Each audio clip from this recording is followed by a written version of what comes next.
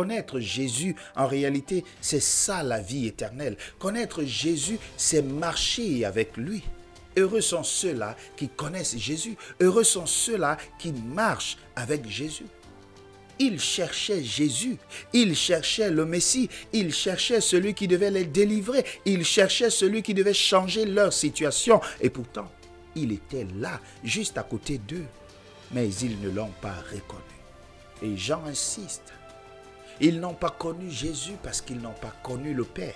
Car celui qui a connu le Père connaît le Fils Jésus.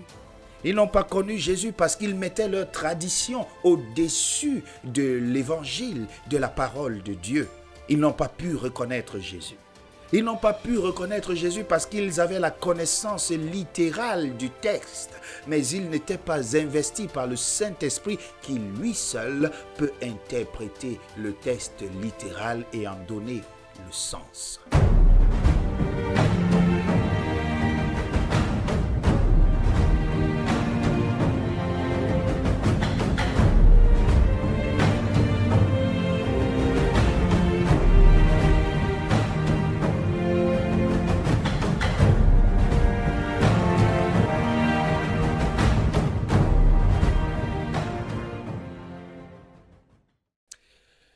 Vous êtes les bienvenus dans cette émission Au pied du Maître. Comme vous le savez, ici nous étudions la parole de Dieu. Nous essayons d'aller en profondeur pour que notre vie spirituelle en soit positivement impactée. Le thème de cette semaine, c'est l'accomplissement des prophéties de l'Ancien Testament. Le verset à mémoriser est tiré du livre de Jean chapitre 5, le verset 36. Il est écrit: Moi, j'ai un témoignage plus grand que celui de Jean, car les œuvres que le Père m'a donné d'accomplir, ces œuvres mêmes que je fais, témoignent de moi, que c'est le Père qui m'a envoyé. Les pharisiens avaient bon espoir de voir arriver le Messie, celui-là qui allait les délivrer sur le plan politique du joug de cette annexion dont ils subissaient depuis de la part des Romains. Les Zélotes, quant à eux, espéraient une intervention militaire qui serait conduite par le Messie afin de les délivrer de l'oppression dans laquelle ils vivaient. Les Esséniens, quant à eux, pensaient que bientôt le Messie viendrait et mettrait de l'ordre au milieu du clergé qui était corrompu. En réalité, c'est tout le peuple d'Israël qui s'attendait à l'avènement du Messie, qui, lui, devait venir les délivrer de l'oppression, mais surtout remplir et accomplir les prophéties annoncées dans l'Ancien Testament. C'était un peuple en attente du Messie. Jésus est-il ce Messie? Est-ce que Jésus remplit tous les critères inhérents au Messie? C'est de ça qu'il sera question pendant cette étude. Jusqu'ici, Jean, au travers des miracles de Jésus, essaye de démontrer que Jésus est le Messie. Jean essaye de colmater les témoignages de ses contemporains, Philippe, Nathanaël et que sais-je, pour déclarer la messianité de Jésus-Christ. Ce que nous allons voir au courant de cette leçon, c'est que cette fois-ci, Jean s'appuie sur l'autorité des Saintes Écritures, notamment de l'Ancien Testament, afin d'établir la messianité de Jésus-Christ. Il parlera de la Torah, il parlera de Moïse, il parlera des prophètes qui ont annoncé l'avènement de Jésus-Christ. Mais tout d'abord, mettons-nous d'accord sur un point, puisqu'il est question de long en large de Messie. Qu'est-ce qu'un Messie? Qu'est-ce que ce mot veut étymologiquement dire? Le Messie, c'est celui qui est oint. C'est celui qui a reçu l'onction de la part de Dieu. À l'époque, 3 catégories de personnes étaient oints. Il y avait notamment le roi, qui recevait l'onction afin d'exercer sa royauté. À côté du roi, il y avait les prêtres qui, eux aussi, recevaient l'onction pour pouvoir servir dans le temple.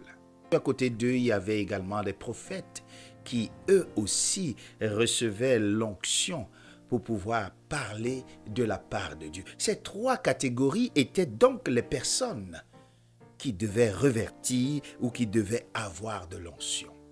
Or, ici, Jean essaye à travers cette étude de nous faire comprendre que Jésus à lui seul capitalisait les trois fonctions et donc était un oint.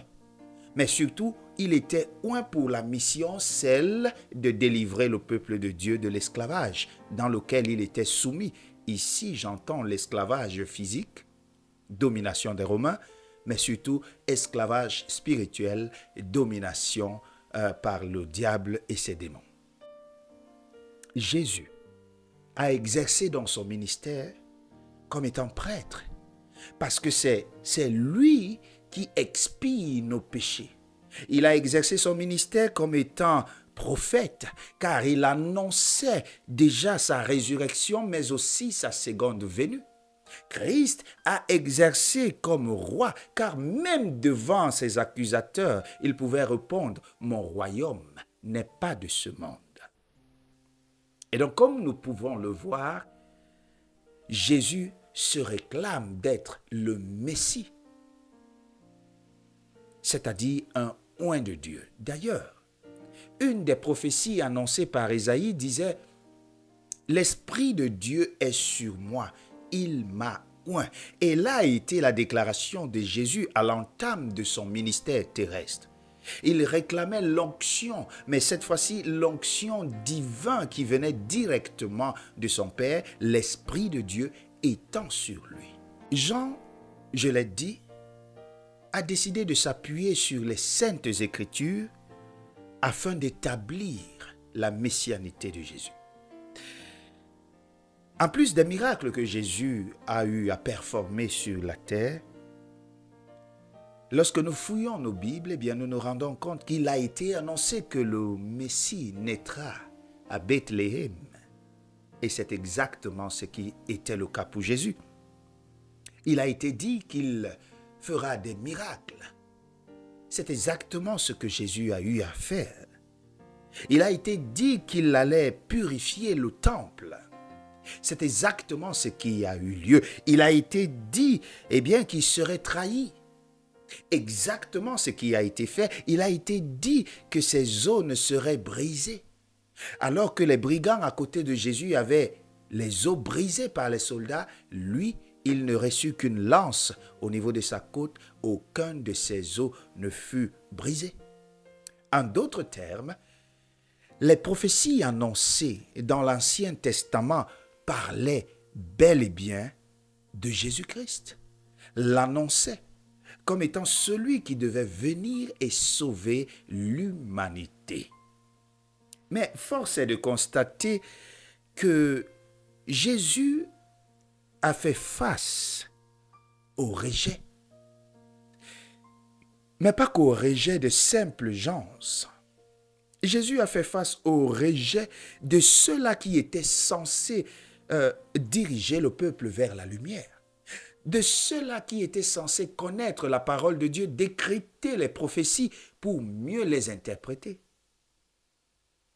Jésus a reçu le rejet des pharisiens, des érudits, de ceux-là qui savaient ce qu'est le Messie. En réalité, lorsqu'on compare des textes bibliques de l'Ancien Testament et ceux du Nouveau Testament, on a l'impression, quand il s'agit de Jésus, eh bien que l'Ancien Testament est cette caisse de résonance qui annonce l'accomplissement en Jésus-Christ. Lorsque nous lisons dans le livre de Jean chapitre 1, le verset 23, la Bible dit ceci. « Moi, dit-il, je suis la voix de celui qui crie dans le désert, aplanissez le chemin du Seigneur, comme a dit Ésaïe. » Lorsque nous lisons dans Ésaïe chapitre 4, le verset 3, il est écrit, « Une voix crie, préparez au désert le chemin de l'Éternel, aplanissez dans les lieux arides une route. » Voilà deux textes qui parlent de la même chose, mais le deuxième texte est la prophétie qui annonce celui qui suit. Ésaïe, ici, au verset 40, au chapitre 40, au verset 3, parlait déjà de Jean-Baptiste, qui devait être cette voix criant dans le désert pour préparer le chemin du Seigneur. Lorsqu'on prend un autre texte, le psaume 69, le verset 9, et Jean 2, le verset 16, voici ce qui est écrit.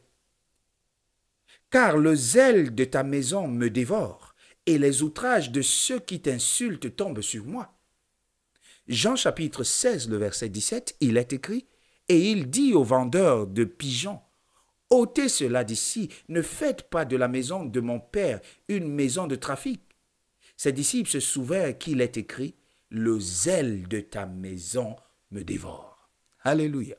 Et dans les actions de Jésus, on pouvait lire l'accomplissement des prophéties de l'Ancien Testament. Car oui, Jésus est l'accomplissement même des prophéties de l'Ancien Testament. C'est la raison pour laquelle, le thème central de cette étude d'aujourd'hui, c'est l'accomplissement des prophéties de l'Ancien Testament. Car Jean, face aux pharisiens qui, eux, sont censés connaître l'Ancien Testament, leur fait donc comprendre qu'au-delà des miracles réalisés par Jésus, l'Ancien Testament même annonçait l'avènement de Jésus-Christ. Nous allons continuer dans la comparaison des textes. Ok? Jérémie chapitre 2, le verset 13. « Car mon peuple a commis un double péché. Ils m'ont abandonné, moi qui suis une source d'eau vive, pour se creuser des citernes crevassées qui ne retiennent pas l'eau. » Dans le livre de Jean, chapitre 7, le verset 38, il est écrit, « Celui qui croit en moi, des fleuves d'eau vive couleront de son sein, comme dit l'Écriture. » Encore une fois, Jésus ici est l'accomplissement de cette prophétie annoncée dans l'Ancien Testament. Car lui, il n'est pas le symbole, il n'est pas l'image, il est la réalité de ce qui était l'image par le passé, de ce qui était le symbole par le passé.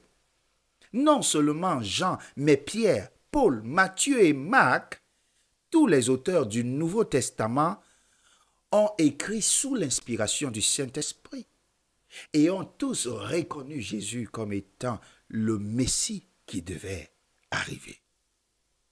Et lorsque Jésus se retrouve face aux chefs religieux, voici ce qu'il leur dit dans le livre de Jean chapitre 5, le verset 39. Jésus dit aux chefs religieux, il est écrit, « Vous sondez les Écritures parce que vous pensez avoir en elles la vie éternelle. Ce sont elles, qui rendent témoignage de moi. » Ici, Jésus va droit au but. Pour leur dire, ne cherchez plus, ne creusez plus, ne vous fatiguez plus. Vous avez en face de vous celui qui est. Je suis celui qui est. Je suis celui que vous cherchez dans les Écritures sans comprendre. Je viens à vous pour me révéler à vous. Waouh! Combien de fois sommes-nous passés à côté de la vérité? Combien de fois avons-nous cherché la vérité alors qu'elle se trouvait là, devant nous? En réalité, il n'avait rien pour attirer. Il n'était pas si beau de visage, il n'était pas d'une famille aisée, il était presque invisible aux yeux de ceux-là qui étaient des érudits de la loi. Et pourtant, c'est sur lui que Dieu avait jeté son dévolu. Connaître Jésus, en réalité, c'est ça la vie éternelle. Connaître Jésus, c'est marcher avec lui. Heureux sont ceux-là qui connaissent Jésus. Heureux sont ceux-là qui marchent avec Jésus. Ils cherchaient Jésus, ils cherchaient le Messie, ils cherchaient celui qui devait les délivrer, ils cherchaient celui qui devait changer leur situation. Et pourtant, il était là, juste à côté d'eux, mais ils ne l'ont pas reconnu. Et Jean insiste, ils n'ont pas connu Jésus parce qu'ils n'ont pas connu le Père. Car celui qui a connu le Père connaît le Fils Jésus. Ils n'ont pas connu Jésus parce qu'ils mettaient leur tradition au-dessus de l'évangile, de la parole de Dieu. Ils n'ont pas pu reconnaître Jésus. Ils n'ont pas pu reconnaître Jésus parce qu'ils avaient la connaissance littérale du texte, mais ils n'étaient pas investis par le Saint-Esprit qui lui seul peut interpréter le texte littéral et en donner le sens. Ils croyaient en Moïse, mais pas au prophète annoncé par Moïse. Ils croyaient en Moïse, mais pas en celui-là qui avait créé Moïse, car le Seigneur Jésus a fait tôt de leur rappeler qu'il a été avant même que Abraham ne fût. Vous savez les frères, la connaissance théologique, c'est une très bonne chose. Parce qu'elle nous aide à comprendre quelques méandres de la parole de Dieu. Mais être investi du Saint-Esprit, il me semble que c'est là la chose la plus importante qu'il faille désirer en tant qu'enfant de Dieu. Beaucoup parmi nous mettons nos traditions au centre de notre vie au point où la parole de Dieu est reléguée au second plan. Ici, Jean interpelle tous ceux qui sont des érudits à ne pas tomber dans le piège de la connaissance l'ivresse littérale, surtout quand il est question de la spiritualité.